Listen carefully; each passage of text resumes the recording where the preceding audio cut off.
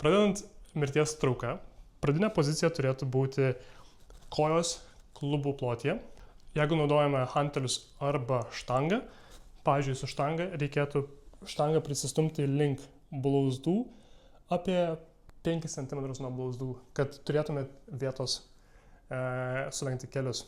Kai jau nustatyta kojų pozicija, paimk štangą išorėje kelių ir švelniai prisitrauk save tol, kol tavo blauzdos beveik paliečia štangą.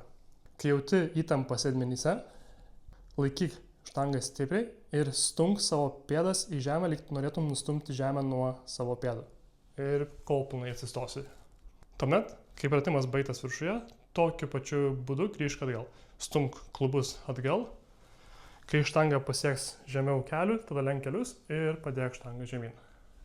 To, kad štangą turėjo ant žemės, štangą prisitrauki link savo blauzdų, rankos labiau išorės kelių. Taip. Pasilenk žemiau, truputį žemiau, gerai. Ir šiuo momentu stunk savo pėdas į žemę ir pilnai atsistok. Pilnai. Gerai. Ir dabar taip pat grįžk atgal. Stunk klubus atgal. Kai štanga nusileis žemiau kelių, tada tūpk žemiau. Dabar ką tu padarai, tai tu tiesiog lenkiai nugarą. Tai grįžk į tą pačią poziciją, kai štanga yra žemiau tavo kelių. Ir dabar tiesiog tūpki žemyn. Leisk užpakalį žemyn ir gerai. Ačiū.